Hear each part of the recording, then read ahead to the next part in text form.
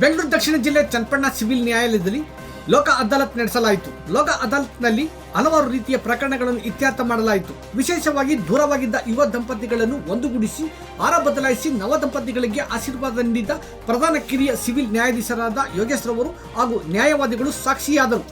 ನಮಸ್ಕಾರ ಪ್ರಿಯ ವೀಕ್ಷಕರೇ, ಸಂಗ್ರಾಮ ಟಿವಿಗೆ ಸ್ವಾಗತ. ನಾನು ನಿಮ್ಮ ರಮೇಶ್ ಅತ್ಕೂರ್. ಕೆಲ ವರ್ಷಗಳ ಹಿಂದೆ ವಿವಾಹ ಬಂಧನಕ್ಕೊಳಗಾಗಿದ್ದ ಶ್ವೇತಾ ಪ್ರಕಾಶ್ ಅನ್ಯ ಕಾರಣಗಳಿಂದ ದೂರವಾಗಿದ್ದರು. ಈ ಪ್ರಕರಣ ನ್ಯಾಯಾಲಯದ ಮೆಟ್ಟಿಲು ಕೂಡ ಏರಿತ್ತು.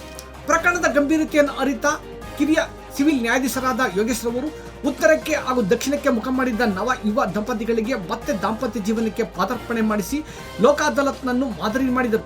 ಈ ಸಂದರ್ಭದಲ್ಲಿ ತಾಲೂಕು ವಕೀಲರ ಸಂಘದ ಅಧ್ಯಕ್ಷ ಗಿರೀಶ್, ಪ್ರಧಾನ ಕಾರ್ಯದರ್ಶಿ ಹೇಮಂತ್, ಹಿರಿಯ ವಕೀಲರುಗಳಾದ ಧರ್ಮೇಂದ್ರ ಕುಮಾರ್, ಬಸವರಾಜ್, ಭೋಜೇಗೌಡ, ಶಿವಶಂಕರ್, ಮುತ್ತರಾಜ್, ನಾರಾಯಣಸ್ವಾಮಿ, ಪ್ರಸನ್ನ, ಸುನಿಲ್ ಕುಮಾರ್, ಶಿವರಾಜು, ಬಸವರಾಜು, ಸುನಿಲ್, ಉಮಾದೇವಿ, ಸರಿತಾ, ಸೌಮ್ಯ, ಕೃಷ್ಣಪ್ಪ, ಅನ್ನಪೂರ್ಣೇಶ್ವರಿ ಹಾಜರಿದ್ದರು. ಇದೇ ದಿನ ಮೇಲಿನ ನೂತನ ನ್ಯಾಯಾಲಯದಲ್ಲಿ ಲೋಕ ಅದಾಲತ್ನಲ್ಲಿಯೂ ಕೂಡ ಬೇರೆಯಾಗಿದ್ದ ದಂಪತಿಗಳನ್ನು ಒಂದುಗೂಡಿಸುವಲ್ಲಿ ಅಪರ ಹಿರಿಯ ಪ್ರಧಾನ ಸಿವಿಲ್ ನ್ಯಾಯಾಧೀಶರಾದ ಸಂದೇಶಕ್ಕೆ ಮಾದರಿಯಾದರು.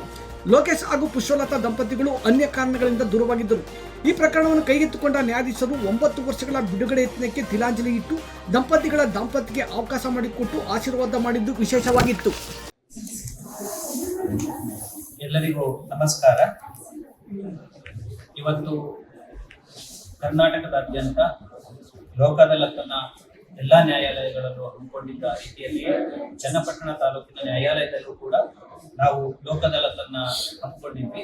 ಈ ಲೋಕ ಅದಾಲತ್ ಸಲುವಾಗಿ ಕಳೆದ 3 ತಿಂಗಳಿಂದ ಕೂಡ ಎಲ್ಲ ವಕೀಲರು ಕೂಡ ಶ್ರಮಿಸಿದ್ದಾರೆ.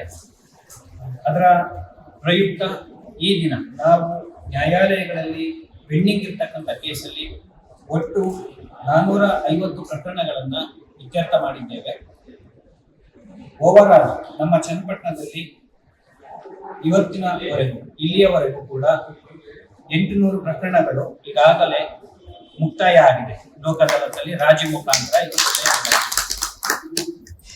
ಇನ್ನೊಂದು ತುಂಬಾ ಒಂದು ಸಂತೋಷದ ವಿಚಾರ ಅಂತಂದ್ರೆ, ಇವತ್ತು ನ್ಯಾಯಾಲಯದಲ್ಲಿ ಯುವ ಜೋಡಿ ತಮ್ಮ ವೈವಾಹಿಕ ಜೀವನದಲ್ಲಿ ಉಂಟಾದಂತಹ ಯಾವುದೋ ಒಂದು ಕಹಿ ಘಟನೆಯಿಂದ ನ್ಯಾಯಾಲಯಕ್ಕೆ ಬಂದಿದ್ದು ಅವರು ಆ ಒಂದು ವೈಮನಸ್ಸನ್ನ ಮರೆತು ಇವತ್ತು ಪುನಃ ಅವರು ದಾಂಪತ್ಯ ಜೀವನಕ್ಕೆ ಕಾಲಿಟ್ಟಿದ್ದಾರೆ.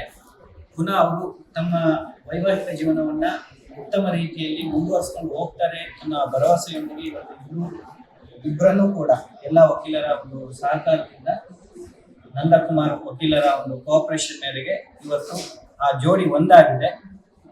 ಅವರಿಬ್ಬರ ದಾಂಪತ್ಯ ಜೀವನ ಚೆನ್ನಾಗಿರ್ಲಿ ಅಂತ ಹೇಳಿ ನಾವು ಹರಿಸ್ತೇವೆ.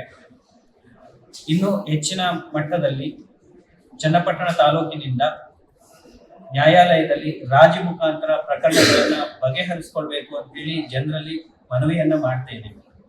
ಧನ್ಯವಾದಗಳು.